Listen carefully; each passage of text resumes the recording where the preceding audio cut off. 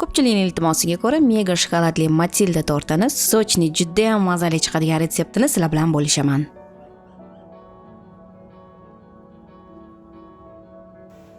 Demak, biskvit uchun elikdan 525 gram un, 90 gram kakao, 2 choy qoshiq vanilin shakari va 15 gram razrixlitili o'tkazib olishimiz kerak bo'ladi.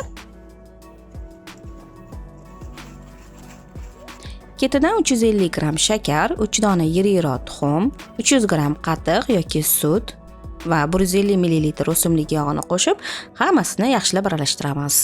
Avvaliga mana shunaqa quyuq xamir bo'ladi.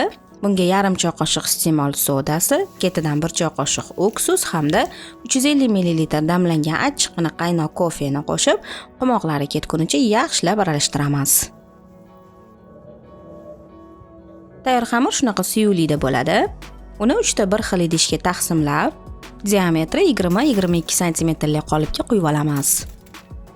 Menda 2 ta qolipim bo'lganligi uchun bittada 2 ta biskvit pishirib olaman. Biskvitlarni oldindan 170 darajada qizib turgan duxovkada 25, uzog'i 30 daqiqadan pishirib olishimiz kerak bo'ladi.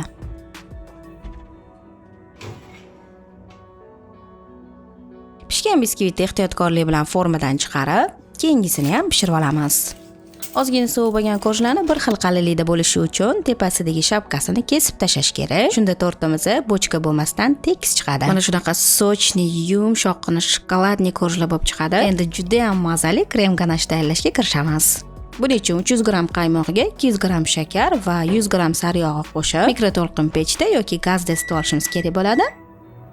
Issiq qaymoqni 300 gram sutli shokolad ustiga qo'yib, bir xil massaga kirguncha aralashtiramiz.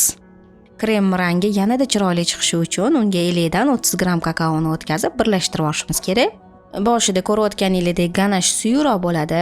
Shuning uchun ganashni xolodilnikka qo'yib, quyuqroq konsistensiyaga kelguncha ora-orada olib aralashtirib turamiz. Tayyor bo'lgan krem shokolad pastaga o'xshagan quyuqlikda bo'lishi kerak. Endi tortni yig'ishga kirishamiz. Korjni sut yoki damlangan achchiq kofe bilan namlantirib, ustiga ganashdan 3-4 osh qoshiq surib tekislab chiqamiz. Oxirgi korjni namlantirib, tagini ustiga o'girib joylashtiramiz hamda qolgan kremni ustiga surib chiqamiz.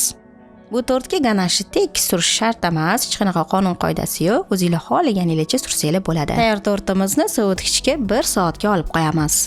Shu bilan super mega shokoladli, sochni juda ham mazali tortimiz tayyor. Ushbu tort bayramona dasturxoningizni bezatib, barchani ko'nglidan joy egallashi aniq. Tortni albatta tayyorlab ko'ringlar, bu sinovimdan o'tgan ishonchli retsept. Shuning uchun barchalarga tavsiya qilaman.